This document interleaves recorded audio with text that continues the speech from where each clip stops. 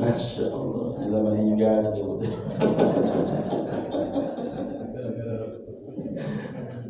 Enggak lain curhat ya kan. Masya Allah. Jadi hal-hal macam ini selalu diingatkan, tujuannya membuka relung berpikir. Karena ada yang mestinya wajib menjadi tak wajib oleh orang. Yang mestinya mendesak seolah-olah tak mendesak. Yang mestinya urgent menjadi tak urgent.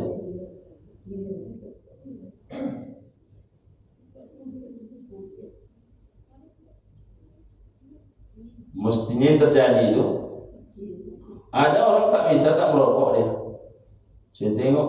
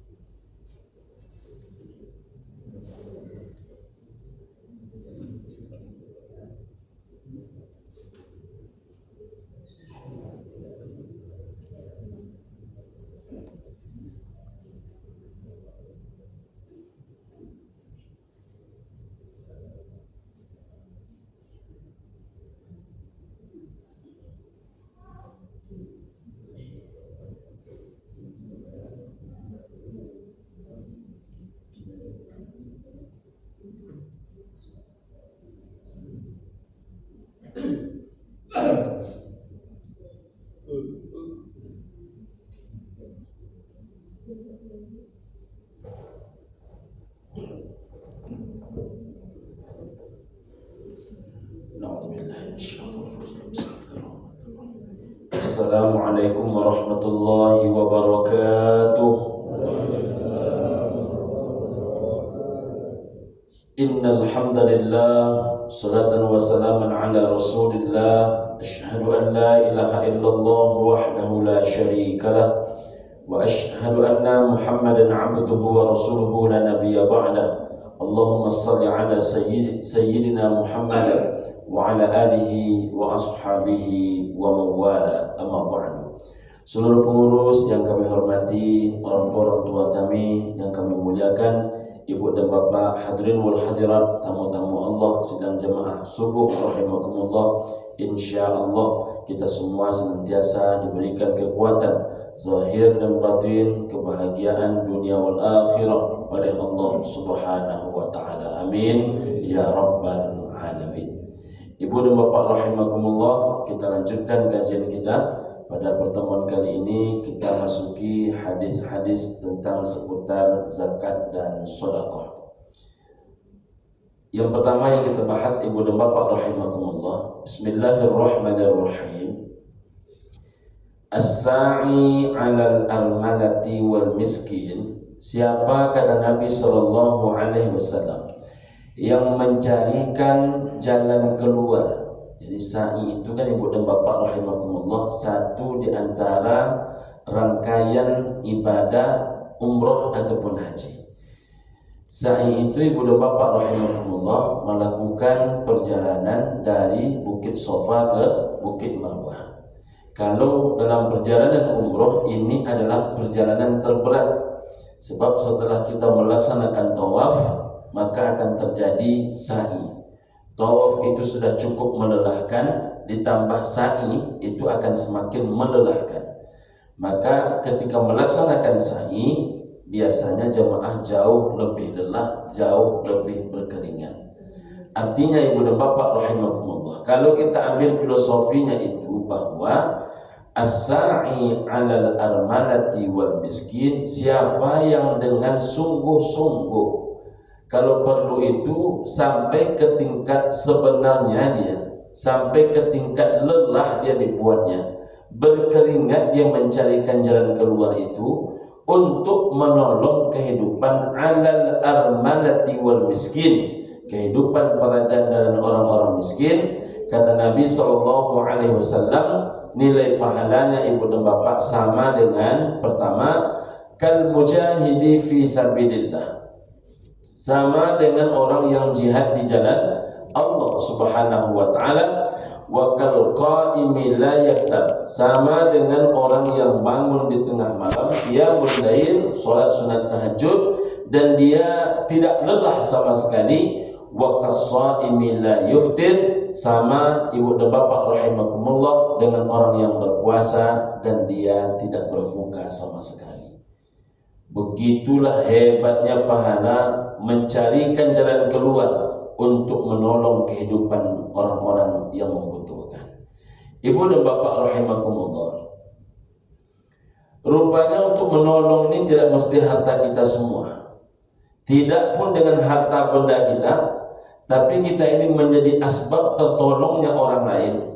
Dengan asbab kuasa ibu dan bapak termudahkan orang lain, dengan asbab silaturahim dan persaudaraan ibu dan bapak menjadi tertolong kehidupan orang lain, menyebabkan dengan telepon ibu dan bapak terbantu orang lain. Rupanya nilai pahalanya begitu dahsyat, sama dengan jihad di jalan Allah, sama dengan orang yang qiyamul lail tidak pakai lelah, ataupun sama dengan orang yang berpuasa dan dia tidak berbuka. Jadi ibu dan bapak rahimakumullah, tak ada alasan kita ni tak menolong orang. Tidak, kita punya harta, jadilah kata Nabi SAW, asbab menjadinya mudah rezeki untuk orang lain. Maka ibu dan bapak rahimakumullah, mari kita ini menjadi fasilitator, menjadi keran buat kepentingan orang lain. Tidak bisa dengan harta benda sendiri, melalui kita menelpon orang, mengelola harta benda yang bisa menolong orang, menjadi asbab untuk kepentingan orang. Karena khairun nas anfa'uhum linnas, sebaik-baik manusia adalah manusia yang paling tinggi nilai manfaat dirinya di antara kebanyakan manusia. Mudah-mudahan kita salah satu orang yang terpilih itu. Amin ya rabbal alamin. Kita lanjutkan.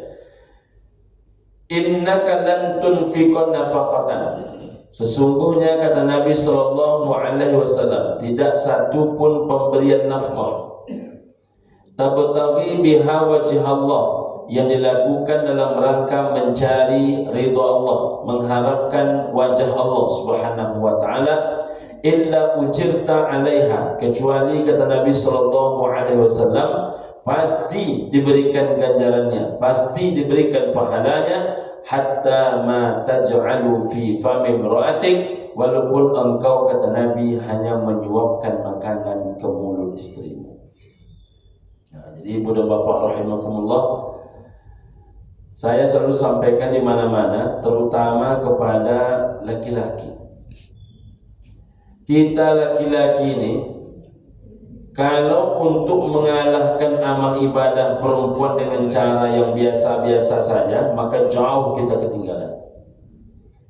Allah Ta'ala memberikan takdir buat perempuan yang memiliki kesempatan emas untuk melakukan segala hal, mulai mengandung, mulai melahirkan, mulai menyusukan, mulai dari semenjak memasakkan sampai kepada menghidangkan, mulai dari urusan mengurus anak sampai membuat bersih, sampai membuat cerdas, sampai mengurus segala keperluan anak, seluruhnya itu diurus oleh perempuan.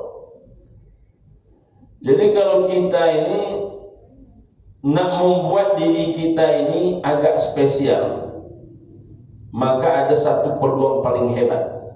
Kalau peluang ini tak pula diambil oleh laki-laki, habislah sudah. Apa peluang terhebat hingga laki-laki itu bisa paling tidak mengejar ketertinggalannya daripada amal ibadahnya perempuan?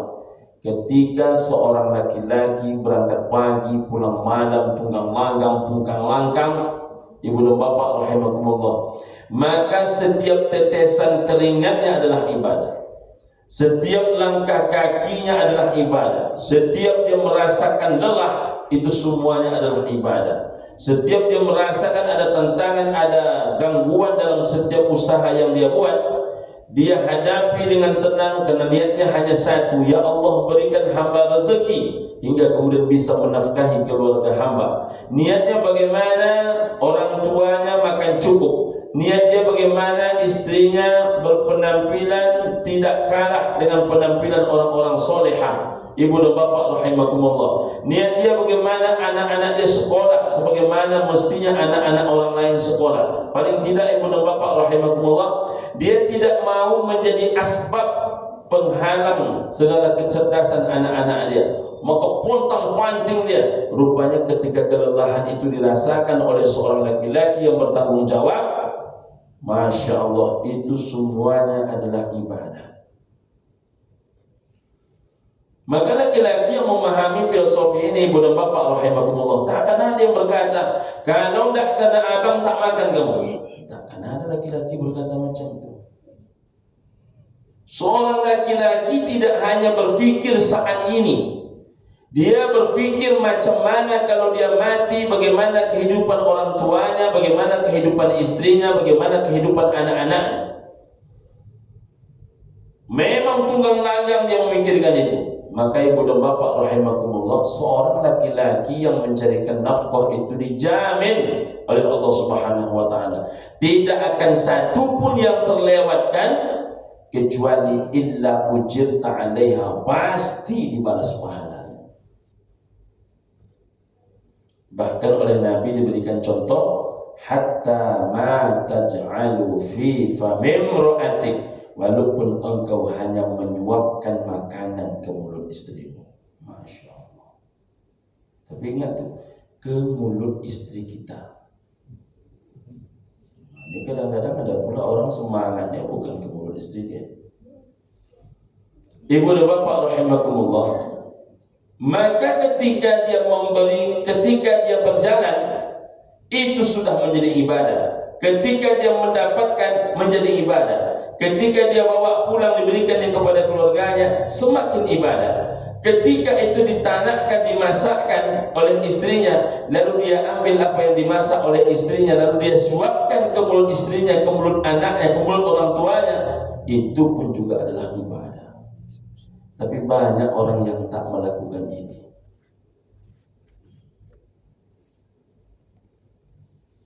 Banyak orang tak mau melakukan ini. Bahkan di beberapa tempat, ibu dan bapak rahimakumullah, tak sekali dua kali kita menemukan suami yang menjadikan istri tulang punggung. Bukan suami yang tulang punggung, istri yang tulang punggung.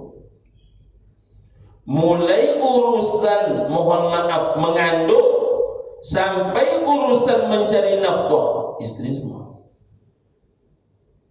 Jadi ibu dan bapak rahimakumullah, rezeki setiap orang memang berbeda, tapi semangatnya itu harus ada.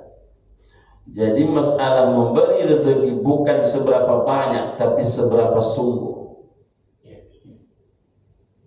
Jadi selagi kita sungguh, berpantang kita pulang sebelum kita memberikan yang terbaik. Berapa hasil yang terbaik itu? Biarlah Allah yang mencatat, karena Allah menjadi saksi dari seluruh apapun yang kita lakukan. Jadi ibu dan bapak rahimahumullah, wabil khusus bapak-bapak ini saya ingatkan, pastikan kalau seandainya boleh memilih, mati itu hanya paling baik mati dalam keadaan dua hal, dan dua-duanya tergolong husnul khatimah. Pertama, mati dalam keadaan beribadah. Yang kedua, mati dalam keadaan mencari nafkah lillahi ta'ala. Lakukan dua hal itu. Selanjutnya, ibu dan bapak rahimakumullah, afdalus shadaqati, seafdal-afdalnya sedekah kata Nabi, ini nilai pahala sedekah yang paling tinggi. Seafdal-afdalnya sedekah, sebanyak-banyaknya pahala sedekah adalah kata Nabi, ala dirrahmi, ketika kau berikan kepada orang yang terikat hubungan silaturahmi, hubungan silaturahim. Kalau perlu yang sifatnya adik-beradik, yang sifatnya mamak, keponakan dan cucu, yang sifatnya dengan orang terdekat, orang yang secara qarib qarabat terikat hubungan darah dengan kita, hubungan perut dengan kita. Tapi orang yang macam mana di antara mereka itu? Al-kashih, kata Nabi. Ketika engkau memberikan sedekahmu itu kepada seorang qarib qarabat yang tidak suka kepadamu. Wah, ini berat ini. Memberi kepada yang sayang tak payah. Memberi kepada yang suka itu mudah. Memberi kepada yang menolong itu tak payah. Apalah payahnya menolong orang yang menolong. Dan uniknya inilah kalimat yang paling banyak di antara orang. Kalau dia baik kepada kita, kita baik kepada dia. Tapi kalau dia tak baik kepada kita, jangan urus dia. Padahal ibu dan bapak rahimahumullah, ketika orang mampu menanggalkan egoisme dirinya, lalu mendahulukan orang yang tidak suka kepada dia, tetap dia berikan sedekahnya, kata Nabi, itulah seafdal-afdal sedekah. Kenapa demikian? Ada dua pahalanya. Pertama, pahala sedekahnya tetap dihitung. Yang kedua, ibu dan bapak rahimakumullah, pahala mempertautkan hubungan yang rusak, menyambung hubungan yang putus, merekatkan segala yang retak, membuat yang selama ini berjarak menjadi dekat, itu bertambah lagi pahalanya. Sedekahnya dapat pahala, silaturahimnya dapat pahala. Masya Allah. Maka salah satu hal yang paling ditunggu-tunggu oleh orang-orang tua kita setelah kematian mereka, itu ketika menyaksikan anak-anaknya bersatu setelah kematian. Wafat orang tua, tak sedikit ibu dan bapak, anak-anak macam ayam kehilangan induk. Mulailah abang kandung jarang pulang ke kampung. Ketika abang kandung jarang pulang ke kampung, sekali datang tiba-tiba menanya surat tanah. Tersinggung adik di kampung, menjadi pembahasan di antara keluarga. Ketika menjadi pembahasan di antara keluarga, mendesak, ini harus cepat dibagi. Yang ini tersinggung pula. Ketika sudah dibagi, rupanya masalah cara pembagian ada merasa tak enak, merasa tersinggung, merasa tersudutkan, merasa tak adil, semakin berpecah belah. Hingga kemudian orang tua mati, persaudaraan pun menjadi mati. Orang tua tiada, hubungan dun sanak menjadi tiada. Jadi orang tua tiada, hubungan dun sanak pun menjadi tiada. Betapa sedihnya orang tua kita itu. Saya, ibu dan bapak rahimahumullah, sering menemukan cerita, menemukan curhat jamaah. Itulah Pak Ustaz, entah apa nak dicakap. Saya ceramah di salah satu musala malam kemarin, ibu dan bapak rahimahumullah. Selesai berceramah, datanglah seorang bapak. Bapak itu baru sekali itu saya berjumpa di musola itu. Sudah cukup lama, bertahun-tahun saya ceramah belum pernah nampak. Saya berhusnuzon mungkin dia baru pindah di situ. Tapi kalau misalnya beliau sudah lama tinggal di situ, saya baru sekali itu berjumpa. Tiba-tiba selesai ceramah dia duduk di samping saya, Pak Ustaz. Saya nak ceritalah. Kadang Pak Ustaz kita ini yang tak berilmu, saya maksudnya Pak Ustaz katanya, saya ini kan tak berilmu. Selama ini saya ini ya boleh dikatakan tak tahu sujud, tak tahu rukuk. Mulailah saya rukuk, mulailah saya sujud. Tapi kadang-kadang saya kecewa dengan keluarga-keluarga yang ahli-ahli ibadah. Apa yang Bapak kecewakan? Ini menceritakan aib keluarga Pak Ustaz. Ada adik saya Pak Ustaz, kerjaannya nak menjual harta warisan aja Pak Ustaz. Padahal sholatnya berjamaah tak pernah berhenti. Kalau penampilannya Pak Ustaz, zikirnya tak putus-putus. Tapi kalau masalah harta Pak Ustaz, menengok harta itu bukan hijau mata dia, bolak-balik mata dia. Kok bisa ada orang yang sholatnya baik, amalnya tak baik? Kok ada orang yang sholatnya baik, dunianya terlalu tinggi? Yang lain saling tolak berangsur dalam memutuskan sesuatu. Ini tak ada Pak Ustaz, dikejar terus katanya. Tak pernah pas kita dibuatnya katanya. Ada orang macam itu? Ada. Suatu kali Ibu dan Bapak rahimakumullah, saya ketemu dengan salah satu pengusaha Sumatera Barat di salah satu daerah di Jakarta. Cerita kami pun berkembang kemana-mana. Lalu tiba-tiba beliau memotong pembicaraan saya ketika menurut beliau itu perlu dikoreksi kalimatnya. Apa kalimatnya? Jadi Pak Haji, begini. Kita ini beruntung bertemu dengan orang-orang soleh. Orang-orang yang terjaga sholatnya, terjaga ibadahnya, terjaga sholat berjamaahnya. Tiba-tiba dipotongnya, Ustaz sebentar izin. Apa tuh Pak Haji? Ukuran orang itu soleh menurut Ustaz apa? Saya bilang, tengok saya sholatnya. Kalau menurut mata zahirmu baik sholatnya, baik berjamaahnya, baik baca Qur'annya, baik tutur katanya, insya Allah dia soleh. Apa kata Pak Haji? Abu ratu-ratu karena dia orang macam itu Pak Ustaz. Saya lama saya terdiam. Lama saya terdiam. Maksud Bapak? Saya tak satu dua Pak Ustaz. Ada orang kadang-kadang mohon maaf, tak sekolah tapi jujur.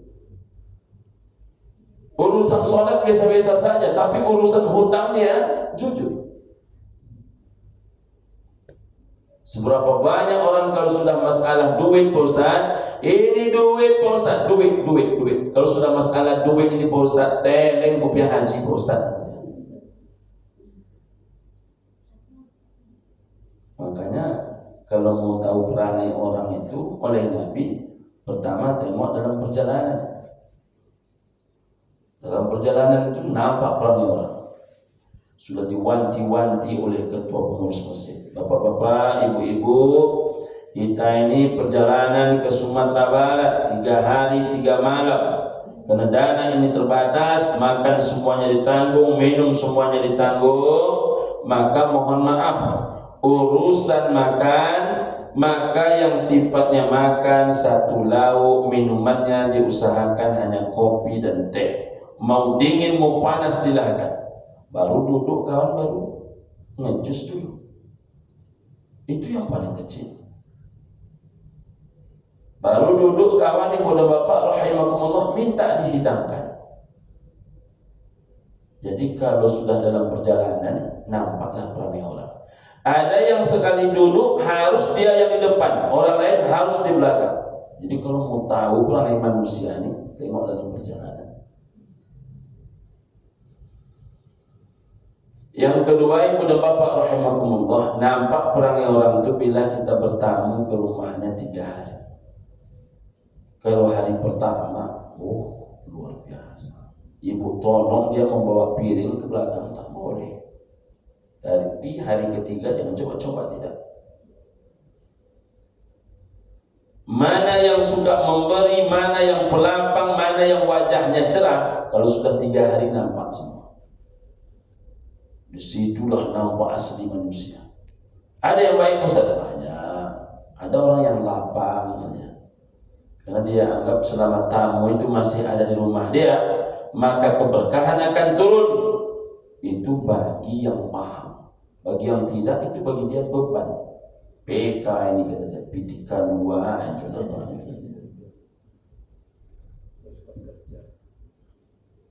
Ibu dan bapak rahimakumullah. Yang ketiga, berurusanlah kita dengan dia dalam hal duit menduit, uang menguang. Kalau sudah masalah duit, masalah uang menguang, nggak ada jaminan orang yang baik sholatnya lalu baik dalam urusan duit menduit. Maka jangan khawatir, jangan kita sampai salah, ibu dan bapak rahimakumullah. Kadang karena dia ini satu pengajian, berapapun duit diminta kasih. Apa yang terjadi? Tak balik. Karena rupanya meminjam ini menerimanya enak, memakainya enak, menggunakannya enak. Yang tak enak membayar. Maka tak mudah berhutang. Perlu iman level tinggi untuk bisa aman dalam berhutang. Maka ada beberapa orang bilang kepada saya, Pak Ustadz, apa pendapat Pak Ustadz, saya nak lepas dari riba, lalu tak saya bayar-bayar hutang nih, maka terakhir nanti pihak bank mengatakan, ya sudah bayar sajalah berapa bapak ibu sanggup. Saya bilang, kemana pergi sholat? Yang membuat hutang dirimu, yang berangkat dirimu. Tapi lalu masalah macam ini engkau akal-akali orang. Banyak orang macam itu. Apalagi kalau orang berhutang itu punya filosofi hidup, semangat dalam berhutang, bersabar dalam membayar. Wah, itu sakit kepala kita dibuat. Sebelum sampai duit kita ke dia, pucat muka dia. Setelah sampai duit kita ke dia, pucat muka kita. Ada orang yang jujur dalam hal itu, Ustaz. Ada, banyak juga yang jujur. Jadi kita ini bukan meratakan semua orang, tapi tak sedikit fenomenanya. Bahkan kalau boleh dikatakan, sangat payah mencari 3 orang yang jujur dalam urusan hutang di antara 10 orang yang berhutang. Jangan kan berhutang dengan orang, berhutang dengan mak kandung pun orang tak bayar.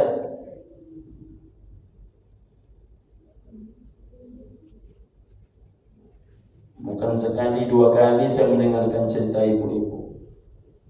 Asal awak tanyakan piti awak, Pak Ustaz, kayaknya Pak Ustaz lanyu katanya Pak Ustaz. Itu kata anaknya, hanya kata dia. Awak Pak Ustaz itulah pegangan cuman dia. Ditunggu dia ngasih kita. Hujan bani hari Pak Ustaz katanya. Ditunggu anakku ngasih kita, kata mak dia, hujan pani hari. Hujan pani ini Gus, hujan di kala kemarau, hujan di kala musim panas. Jangankan dia yang ngasih kita, yang punya awak pun diambil dia. Awak tak nak ngasih Pak Ustaz mana awak? Katanya hutang ke hutang, bayar tak ada Pak Ustaz.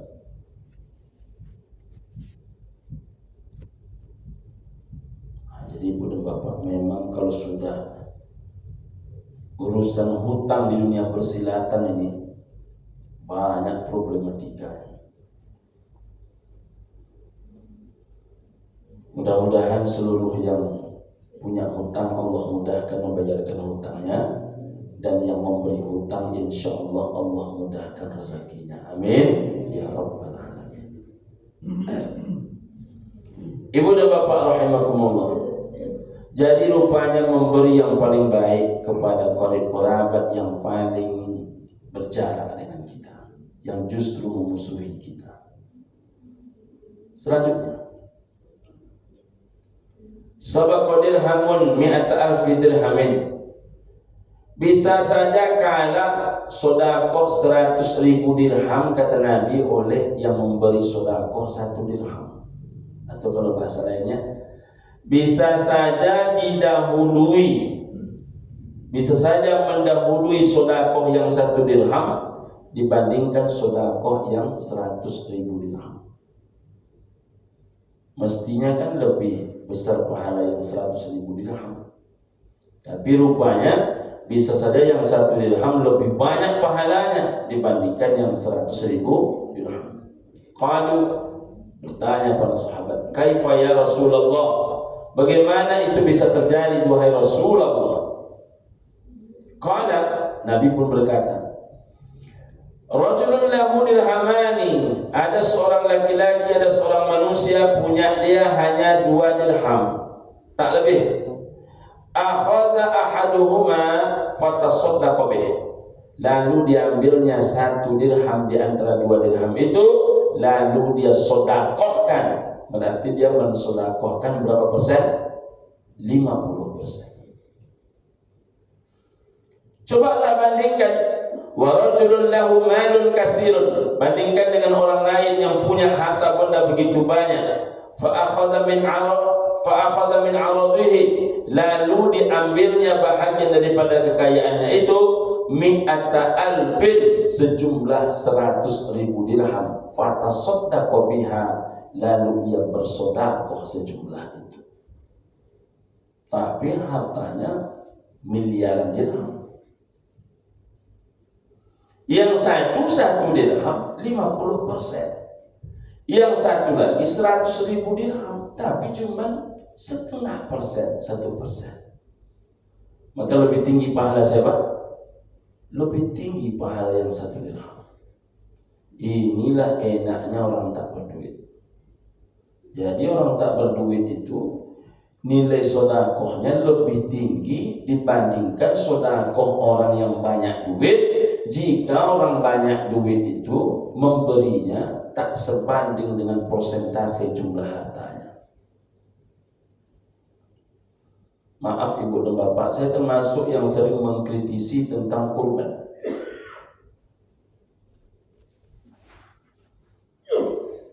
Ketika orang-orang susah berkurban 1 ekor kambing tiap tahun, payah dia mengumpulkan. Rupanya sama dengan kurban orang yang punya 50 hektar sawit. Sama-sama kurbannya 1 ekor kambing.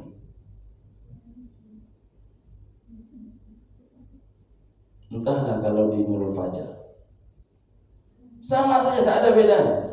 Yang punya sawit 50 hektar bayarnya 2.700.800.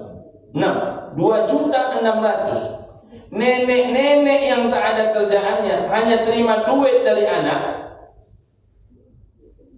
kurbannya 2.600.000. Lalu yang meletakkan bapak ini punya sawit 50 hektar dibanding dengan nenek-nenek yang tak ada kerjaan ini, bedanya apa? Nggak ada bedanya. Nggak ada bedanya. Lalu mereka beralasan, Nabi yang menyuruh, bahwasanya kata Nabi SAW, bila seorang laki-laki sudah keluar dari rumahnya membawa seekor hewan kurbannya, maka itu adalah kurban dirinya dan kurban seisi rumahnya. Dia tak dibacanya kitab itu lengkap-lengkap.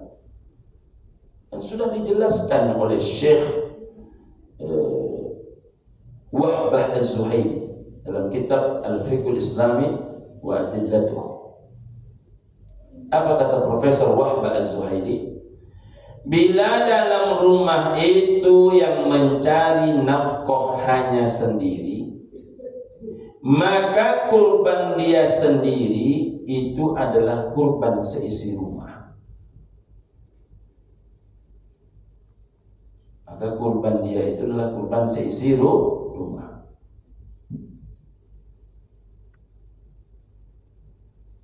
Ibu dan bapak rahimahumullah. Tapi bila dalam rumah itu yang mencari uang semuanya atau sebahagian besarnya, suami mencari uang, istri mencari uang, anak mencari uang, ayah bekerja, emak bekerja, anak bekerja, semua mereka bekerja, maka itu tak berlaku sunnah kifayah, yang berlaku adalah sunnah ainiyah. Berlakunya personal, bukan umum. Maka suami yang bekerja kurban, istri yang bekerja kurban, anak yang bekerja kurban. Maka Nabi ketika rezekinya baik, kurbannya 100 ekor onta. Sedangkan ketika Nabi tak begitu baik rezekinya, paling tidak Nabi berkurban dengan 2 ekor kambing berwarna putih. Kabsyaini amlahaini, 2 kambing berwarna putih. Tapi di Pekanbaru ini payah kita membedakan. Apa bedanya orang punya ruko 10 pintu dengan nenek-nenek tadi yang hanya terima duit dari anak. Anaknya 6, 3 orang anaknya asal ditanya ada penambah piti kurban amaang. Mengengi dan piti tidak jauh dulu. Ceritanya oleh maknya tak ada keluar duit dia. Bertiga lah anak yang peduli. Dan yang peduli ini bukan berarti duitnya paling banyak, tidak. Peduli tak mesti menunggu duit banyak. Ada orang asal bertemu maknya, duit banyak, mobil mewah, asal bertemu dengan maknya. Beda kini mak, payah kini mak. Nak samunya dulu deh.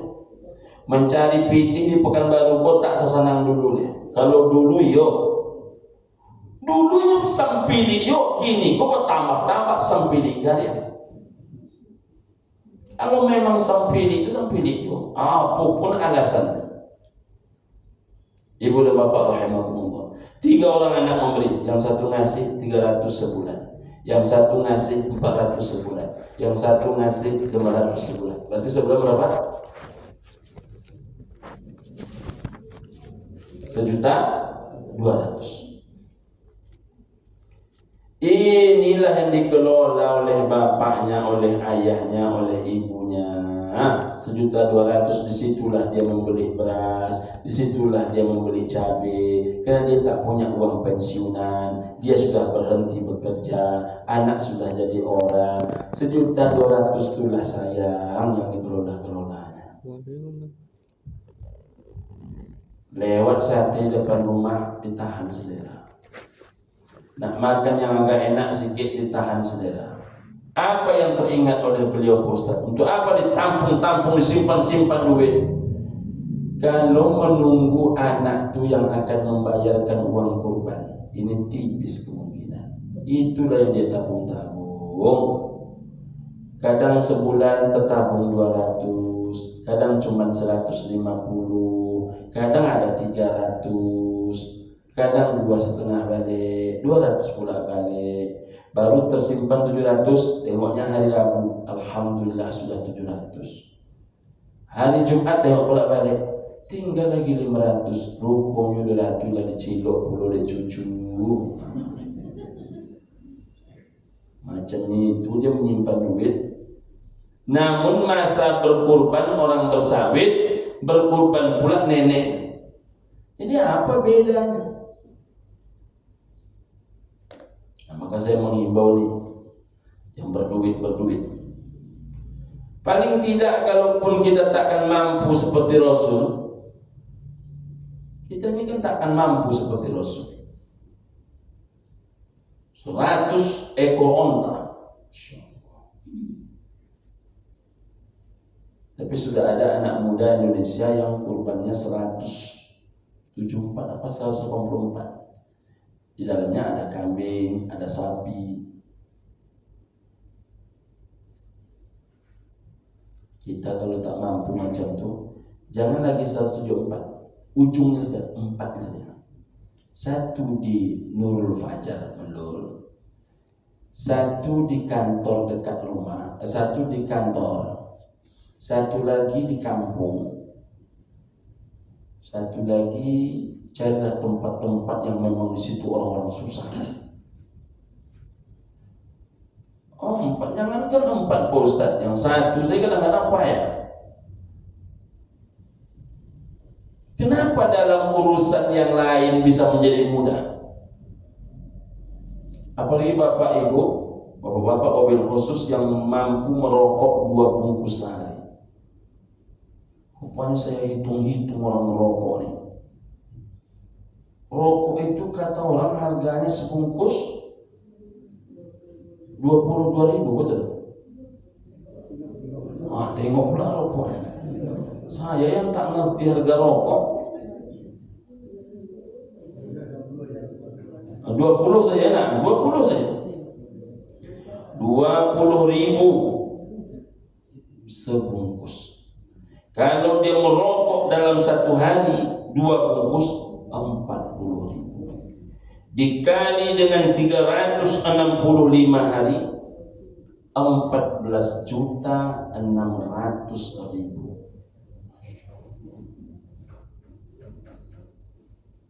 14.600.000. Jadi siapa yang bisa berkurban 1 ekor sapi setiap tahun? Itu orang yang merokok 2 bungkus sehari. Itu level kurbannya 1 ekor sapi tiap tahun.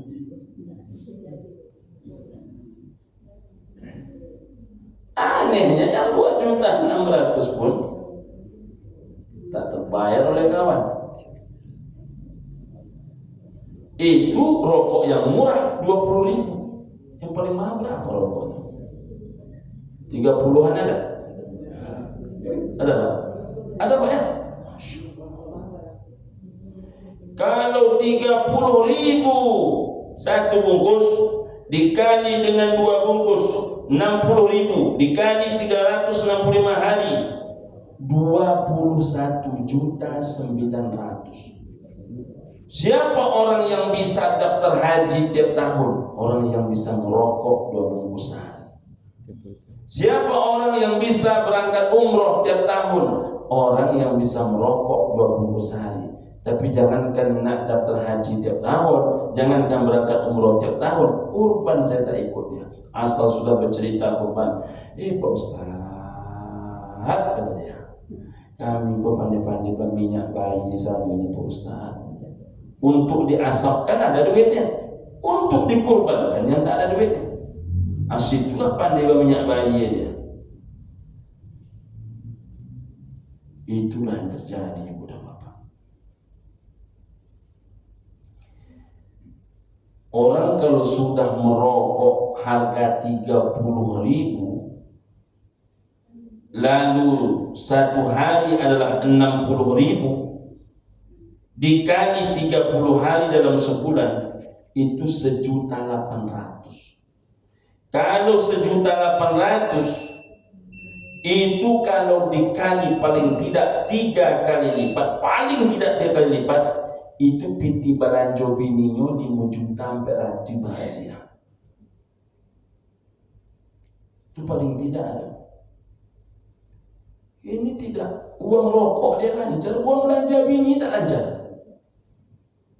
Beruntunglah ibu-ibu, suami ibu-ibu nak macam itu. Lunak ya nampaknya.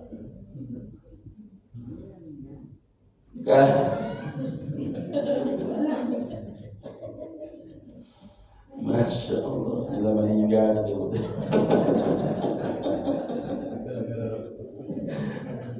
Enggak lain curhatnya kan. Masya Allah. Jadi hal-hal macam ini selalu diingatkan, tujuannya membuka relung berfikir. Karena ada yang mestinya wajib menjadi tak wajib oleh orang. Yang mestinya mendesak seolah-olah tak mendesak. Yang mestinya urgent menjadi tak urgent.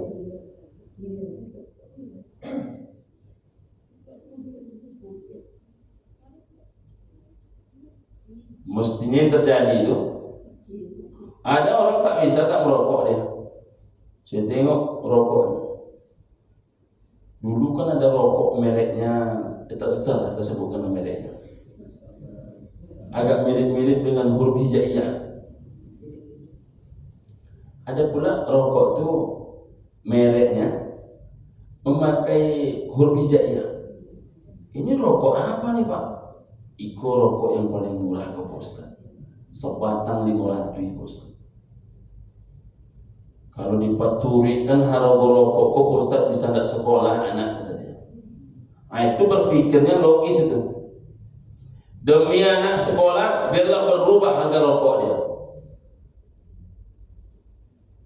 Ini tidak dia perturutkan hingga anak terkendala SPP-nya, hingga uang belanja istri tak terlengkapi, lalu menuntut makanannya enak-enak. Apa yang nak dia enakkan?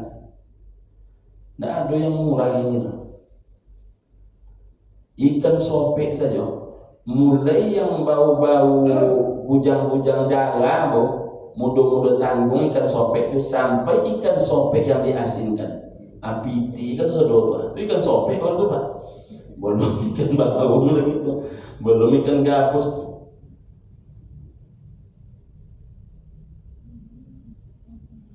Jadi kalau nak berpikir kita kemaslahatan orang banyak di atas kepentingan pribadi, jangan berpikir bangsa ini dulu, berpikir dalam rumah tangga saja kita dah hebat macam itu. Meletakkan kepentingan orang tua, istri dan anak di atas kepentingan pribadi kita yang mencari nafkah, itu dah hebat.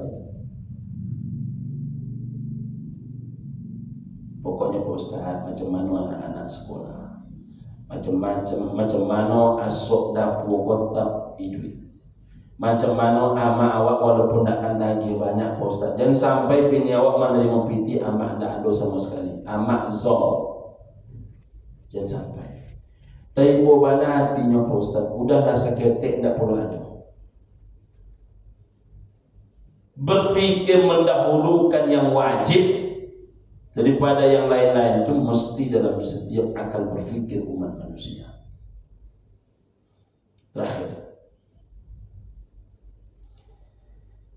innal aida fi sadaqatihi, sesungguhnya kata Nabi sallallahu alaihi wasallam, orang yang membatalkan sedekahnya diberikan oleh Nabi perumpamaan dengan perumpamaan yang paling rendah, yang paling menjijikkan.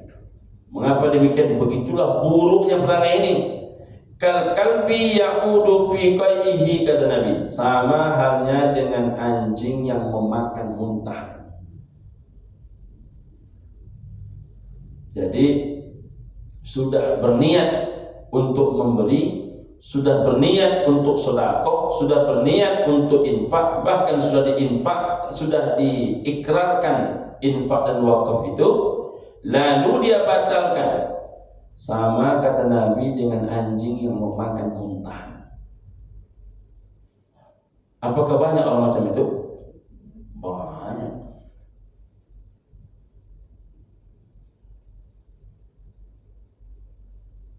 Ini karena direkam Ibu dan Bapak rahimakumullah, saya pakai istilah.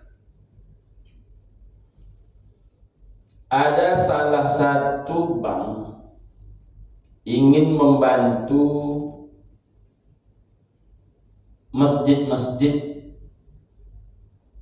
maka dibuatlah pembiayaan dana ini, biaya pendanaan dana itu, supaya kesannya tidak hanya memihak kepada masjid, maka diberlakukan umum. Apa yang terjadi?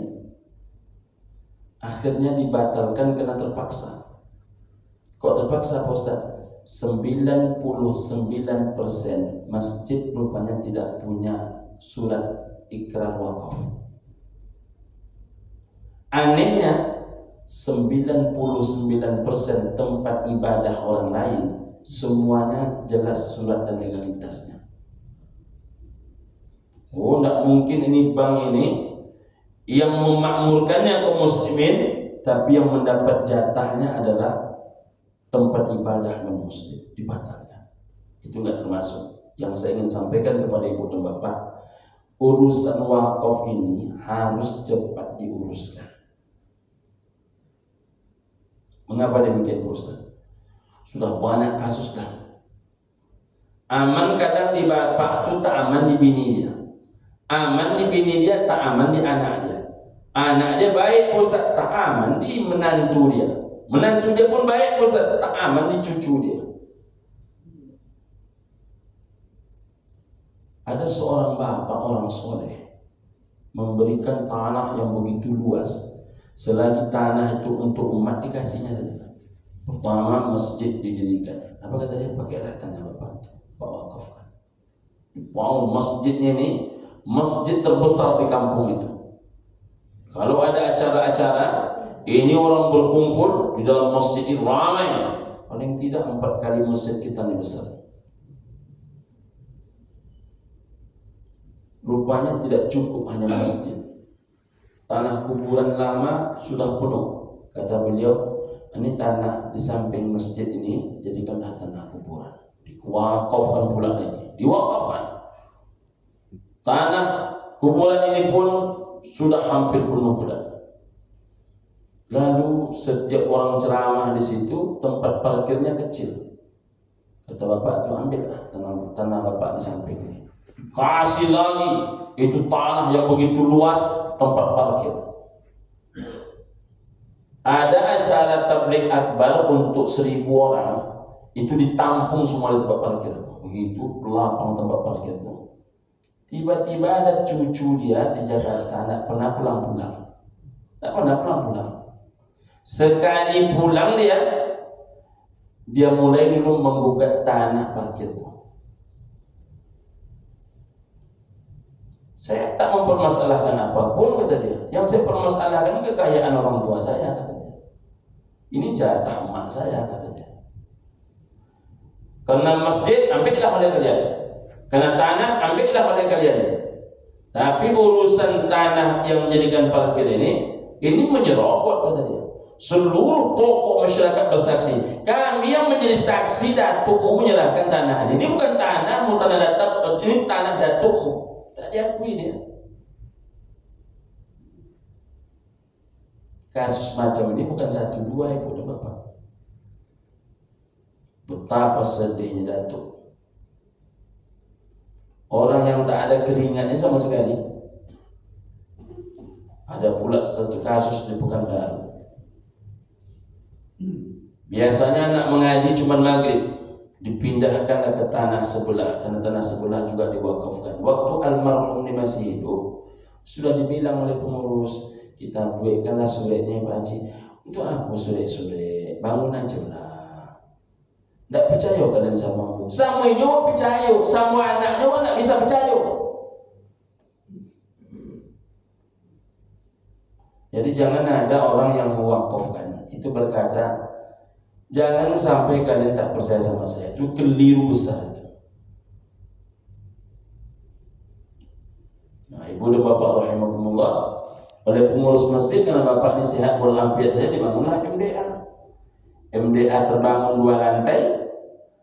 Bapak ini mulai sakit-sakitan, akhirnya wafat.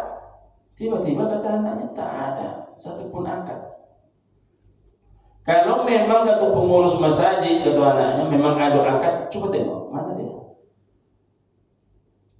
Dibatalkan. Diruntuhkan tuh MDA.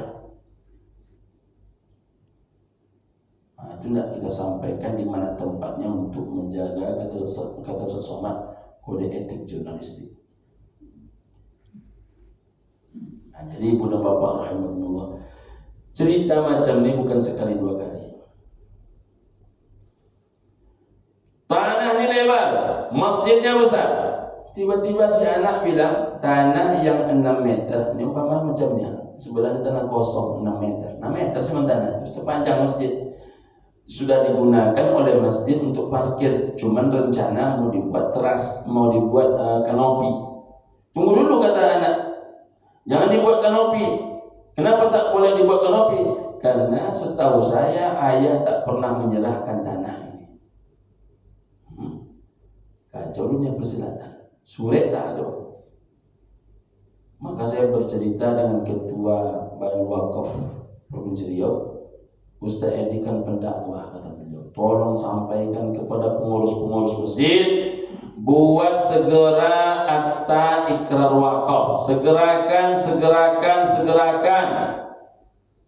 Hampir 100% tempat ibadah orang lain itu sudah punya akta ikrar wakafnya, sedangkan masjid hanya berserah kepada Allah Ta'ala tapi tak mau menulisnya, padahal Allah Ta'ala pun menyuruh menulis. Maka itulah yang ingin saya sampaikan kepada ibu dan bapak. Dalam tahap lebih kecil, jangan mudah menjanji-janjikan kepada seseorang kalau tidak akan melakukan.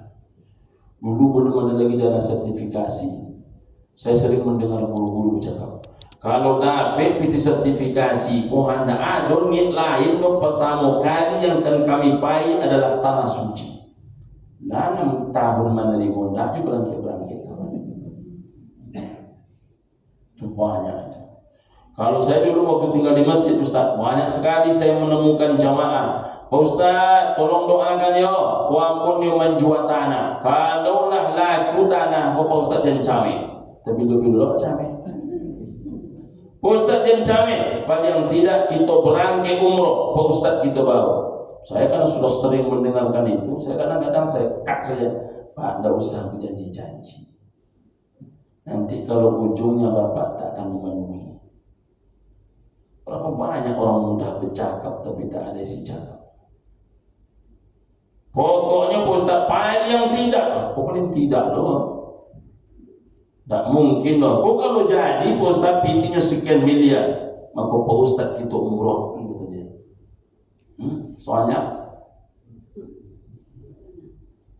itulah namanya, mohon maaf, anjing yang memakan muntah.